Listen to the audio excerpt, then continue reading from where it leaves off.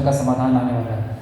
परमात्मा के एक अंश में माया है, माया के एक अंश में 3 गुण है, यानी माया के संपूर्ण अंश में 3 गुण नहीं है, यानी माया के मात्र एक अंश में 3 गुण है, अधिकांश त्रिगुणातीत है। जो हम लोग अक्सर सुनते हैं, महापुरुष लोग कहते रहते हैं, कहते नहीं थकते हैं कि ये जो माया है ये जड़ है। ये लोग जो कोई दुर्गा सप्तशती का पाठ कर रहा है, कोई और काली की पूजा कर रहा है, कोई इसकी पूजा कर रहा है, कोई उस देवी की पूजा कर रहा है, ये सब ढोंग है, पाखंड है, ढकोसला, ऐसी बात नहीं है। माया के 2 स्वरूप हैं, एक त्रिगुण युक्त और एक त्रिगुणातीत। हम जो पढ़ते हैं ओम अस्ता मया वरदा वेद माता प्रचोदयन्तां भावमान्य निजानाम आयु प्राणम प्रजाम पशुम कृतिम निर्गुणम ब्रह्मवर्चसम मह्यम दत्त्वा व्रजत ब्रह्मलोकम। ये जो हम लोग प्रार्थना करते हैं ये ऐसे ही नहीं करते हैं। ये त्रिगुणाधीन गायत्री माता की प्रार्थना हम लोग नहीं करते हैं। त्रिगुणाधीन हम लोग भी हैं, और अगर गायत्री माता भी त्रिगुणाधीन हो गई तो हमारा मसला तो अनसॉल्व रह जाएगा। हमको त्रय तापों से मुक्ति कैसे होगी?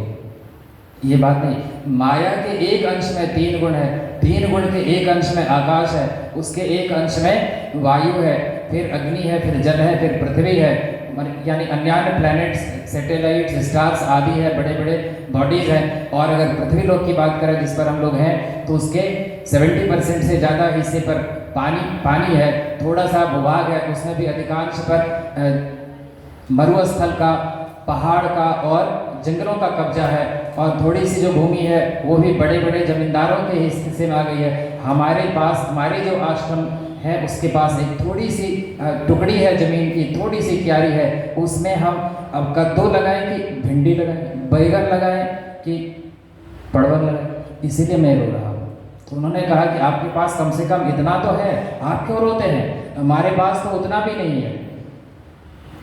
लेकिन तब भी हम ये सोचते हैं कि कम से कम भगवान ने स्वस्थ शरीर दिया। उसने, ऋषि कहते हैं कि जब इतनी अकल तुम में थी तो हमारा माथा खकोड़ने के लिए क्यों आ गए? तब रोते क्यों हो कि समय नहीं है? यानी हम लोग जो ये बहाना करते हैं, अक्सर मुझे गुरुदेव कहते हैं कि समय दान करें हम, और हम लोग बहाना बनाते हैं कि समय नहीं है। समय कैसे नहीं है? समय ही तो है कि हम लोग हैं। हमारे जीवन का, हमारा जीवन अगर कोई फिजिकल क्वांटिटी के टर्म में डिफाइन करना चाहे तो क्या कहेगा? That's simply the time. अगर यहाँ अगर कोई फिजिक्स के ज्ञाता बैठे होंगे तो लाइफ का डायमेंशन क्या होगा? टी। समय का डायमेंशन टी होता है, टाइम। यानी हमारा टाइम, हमारा जीवन बराबर समय, समय बराबर जीवन, और अगर जीवन है तो समय है। तो समय अगर अपने लिए, यानी अपने वास्तविक स्वरूप के लिए हमारे पास नहीं है तो किस चीज़ के लिए है?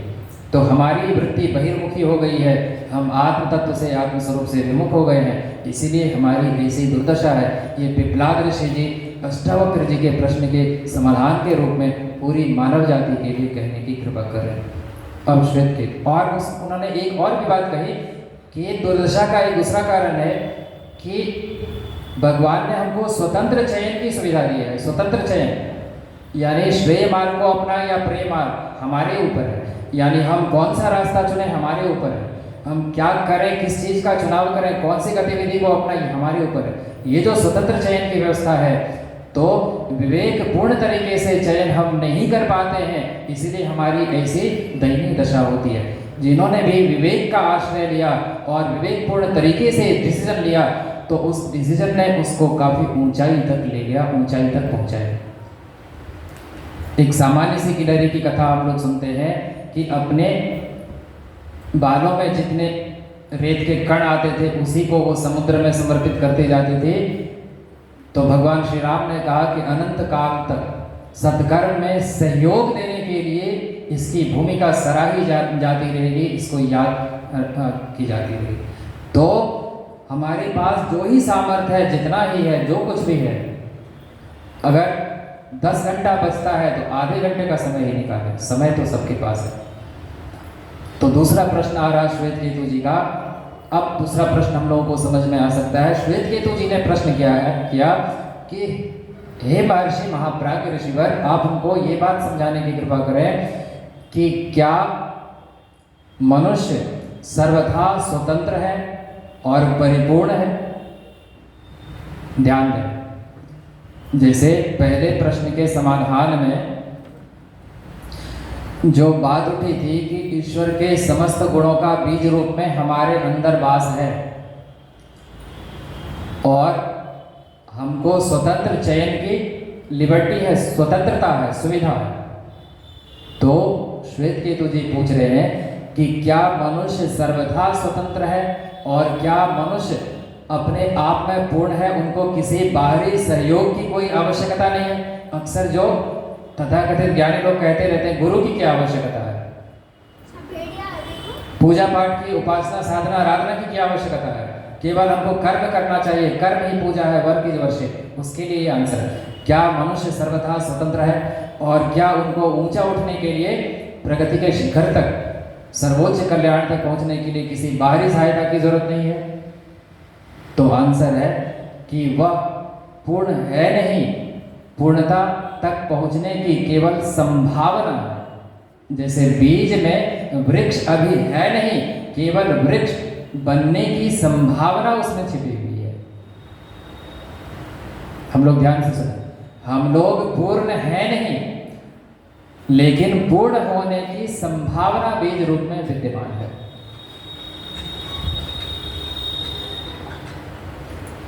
हम लोग पूर्ण नहीं है, केवल पूर्णता तक पहुंचने की हमारे अंदर संभावना, समस्त संभावना बीज रूप में विद्यमान है। हम चाहें तो उसको तराश कर, उसको खराद कर, उसको पोषण देकर उस स्थिति तक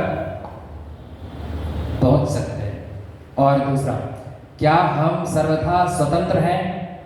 तो पिपलाद ऋषि जी कहते हैं नहीं, हम लोग सर्वथा स्वतंत्र नहीं हैं। और उसमें दो बड़ी मार्मिक ज्ञान की बात छिपी है। ज्ञान नंबर 1, हम लोग चूंकि ईश्वर के अंश हैं, यानी ईश्वर अगर सुप्रीम बॉडी है तो हम उसके एक